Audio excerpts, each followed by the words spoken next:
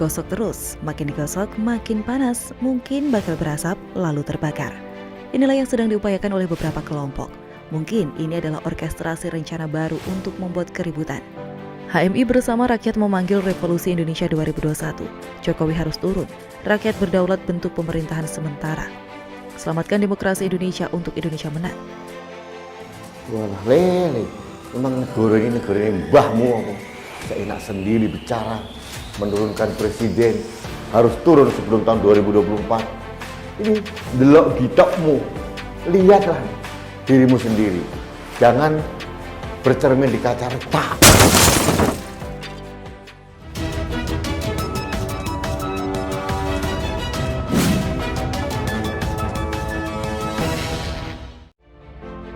Terus terang sih, saya tidak percaya propaganda ini akan berdampak serius pada kekokohan pemerintahan Jokowi. Sejak Jokowi menjabat, tak terhitung lagi banyaknya isu yang dimainkan agar masyarakat terpancing dan ikut berkontribusi dalam keributan. Tapi sampai sekarang, mereka selalu gagal. BEM UI adalah pemicunya. Tidak lama kemudian muncul isu peretasan WA dan akun sosial media sejumlah pengurus BEM UI. Kebetulan saya mewakili BEM UI ya, yang mendapatkan kabar dari BEM UI gitu bahwa telah terjadi peretasan. Peretasannya itu ada bentuknya di akun WhatsApp, di akun Telegram, dan di akun Instagram. Awalnya gitu di malam hari pada pukul 21.45 ini terjadi di tanggal 27 dan 28 gitu ya. Bahwa akun Instagram dari kawan saya Syahrul Badri, dia merupakan kepala Departemen Aksi dan Propaganda dari BEM UI mengalami restriction. Gitu, lalu sekitar pukul 00.56 akun WhatsApp Tiara Safina, kepala Biro Humas dari BEM UI 2021 tidak dapat diakses. Seperti itu. Lalu tidak lama setelah itu terdapat usaha login dari pihak yang tidak dikenal kepada akun Telegram dari Korbit Sosial dan Lingkungan BEM UI, yaitu Naifah Uzla pada pukul 2:15.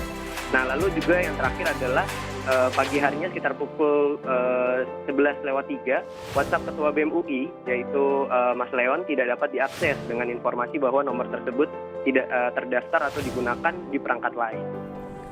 Kemudian seolah ingin membesarkan isu ini, muncul seruan untuk mengusut peretasan tersebut.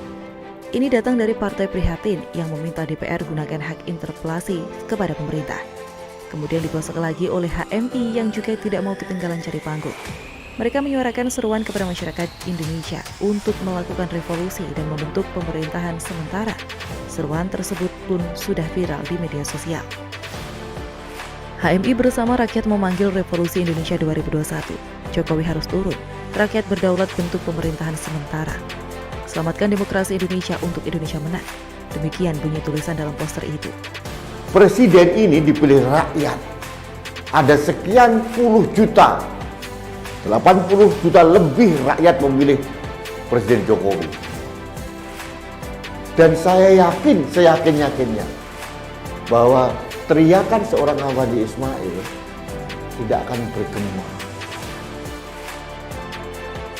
Tak usah jual lagu lama kalian yang sudah basi. Mau dikemas pakai album terbaru pun isinya sama. Rakyat sudah cerdas, tak akan mau lagi dibodohi kalian. Mau turunkan presiden yang terpilih secara sah?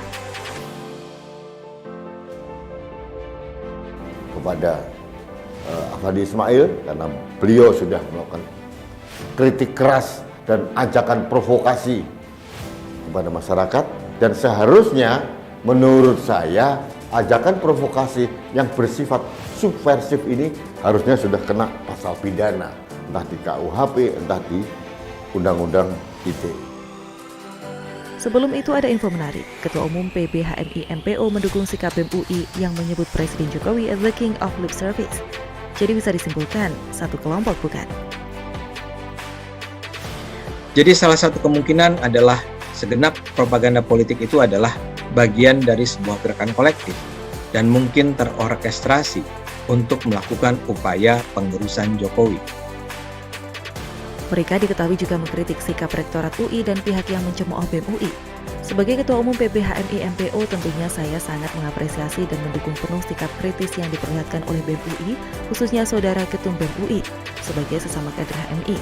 Saya merasa sangat bangga dengan Ketua BEM UI, Saudara Leon Alvinda Putra, katanya. Info tambahan, Ketua BEM UI Leon Alvinda Putra adalah kader HMI Dipo. Mungkin karena sebagai sesama kader HMI, dia mendukung Leon, meskipun beda organisasi. Ternyata kita tahu, kita telisik, ternyata pendukungnya Anies Baswedan, memuja-muji Anies Baswedan, ada HMI MPO Jakarta yang mendemo Anies, dimusuhi juga. HMI MPO Jakarta yang mendemo Anies, dimusuhi juga. Pret!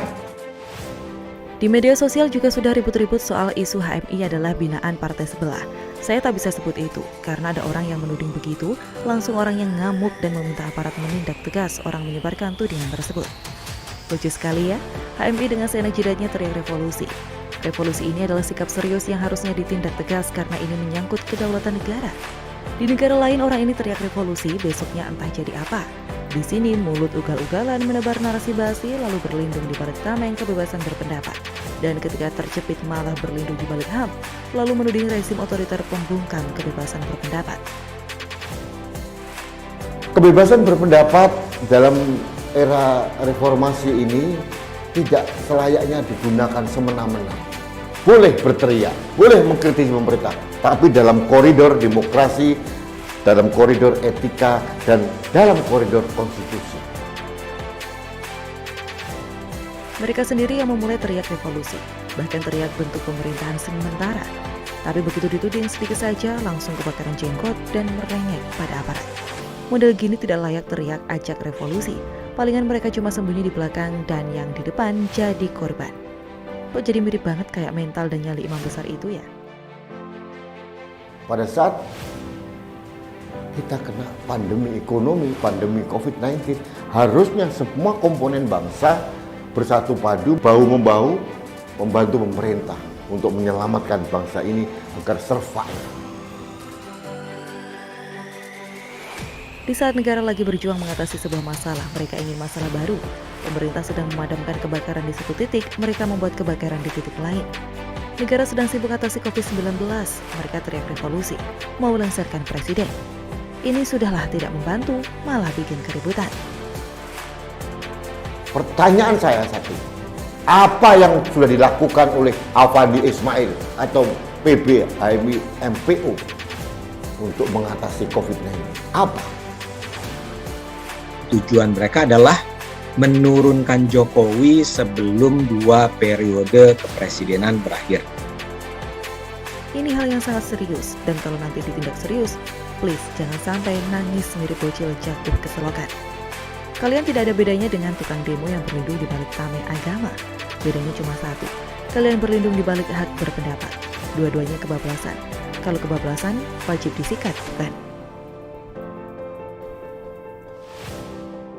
Kita harus membedakan mana kritik, mana hinaan, mana provokasi, mana penyebar hoax. Tidak asal ngomong, gitu ya, cari sensasi. Jadi orang itu tidak asal jeplak.